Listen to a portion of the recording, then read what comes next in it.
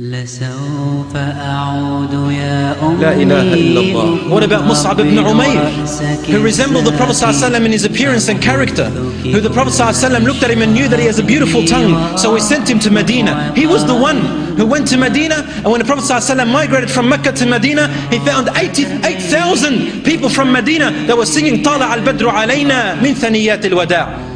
Where did they come from? From Musab ibn Umair radiallahu anhu. Before Islam, he was the wealthiest. Before Islam, he was the most handsomest. Before Islam, he used to look after himself that he used to put so much cologne, and he would look after himself so much that the women of Mecca, when they smelt his perfume, they would stand in a line to wait for him to pass, wanting to attract him.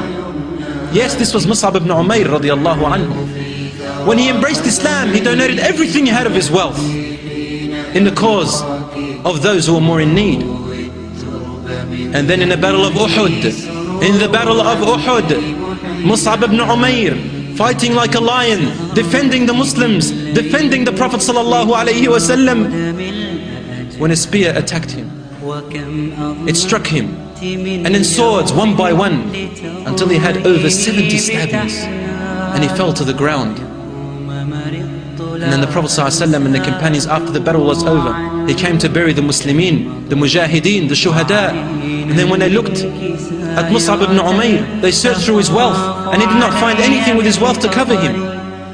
All they could find in his house was a piece of cloth to wrap him up in, the kafan. And when they would cover his head, his feet would show. And when they would cover his feet, his head would show. And the Prophet ﷺ said, "Bakhim bakh ya Musab ibn Umair." Oh Musab ibn Umair, we did not find anything of the wealth just to cover your whole body and bury you in. You donated it all for those who were in need.